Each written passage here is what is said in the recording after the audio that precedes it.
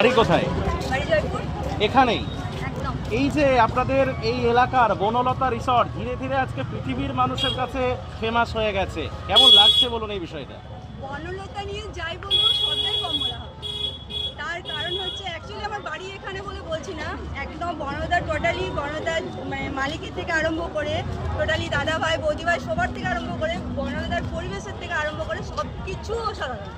না আমি কোনো কমের দিকে যেতেই পারবো না, উপরন্তু এখানে খাওয়া দাওয়া থেকে আরম্ভ করে মেন হচ্ছে এখানের মাটির বাড়ি, তারপরে কাঠের বাড়ি, যেটা বাইরের পরিবেশ থেকে এসে সবাই নিতে পারে, যে গ্রামের পরিবেশটা খুঁজে পাই এই বনলতা।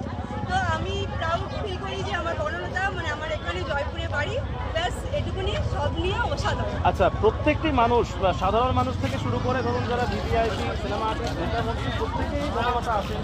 আজকে ধরুন আপনাদের ধরুন ছোটোবেলায় যখন ধরুন এটা ছিল না, তখন এই যে জয়পুরের যে পর্যটন আর এখনকার যে জয়পুরের পর্যটন, এই পার্থক্যটা নিয়ে যদি একটু বিস্তারিত তুলে ধরেন। পার্থক্য বলতে যখন আমরা ছোট ছিলাম তখনকার কথা বলছি, তখন আমাদের এখানে বনলতা ছিল না। তখন ছিল আমাদের একটা ছোট্ট পার্ক, যেটা ঢোল সমুদ্র পার্ক। হ্যাঁ, ঢোল সমুদ্র পার্ক। আর হচ্ছে আমাদের যেটা এখন বনপুর নামে পরিচিতি, সেটা একটা পার্ক ছিল। তো সেখানে আমরা যে এনজয়টা করতাম বাচ্চাদের মতো, দোল খেতাম আর খেতাম, যে যেটুকু। কিন্তু এখন যে পরিবেশটা পাল্টে দিয়েছে, মানে যে একটা ইউনিক বনলতা প্লাস তার সাথে গ্রামের পরিবেশ, এই দুটো নিয়ে জাস্ট ফাটাফাটি একটা, এখানে সব কিছুই চলে। আপনি এসে আপনার হয়তো মন খারাপ লাগছে, একটু বাইরে বেড়াতে যাব, সেই পরিবেশ পেয়ে যাবেন এই বনলতাতে। আবার আপনি একটু রোমান্টিক জন্য বিয়ের পর হানিমুনে আসবেন, সেটা পেয়ে যাবেন এই বনলতাতে।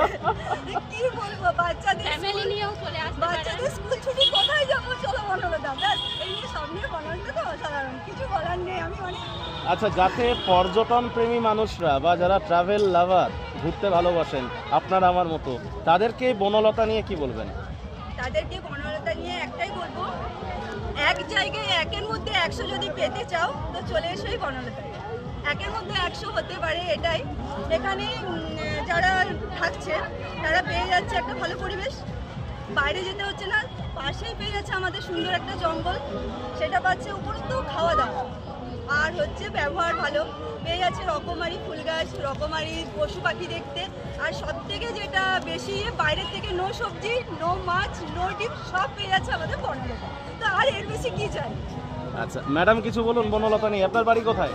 আমার বাড়িও জয়পুরেতেই। আচ্ছা, এখানে তো বনলতা এই যে থাকে। ধরুন আমরা একজন কৃষকের তৈরি একটা, মানে প্রান্তিক কৃষকের তৈরি একটা ধরুন কৃত্রিম গ্রাম, আমরা বলছি বনলতা রিসর্ট।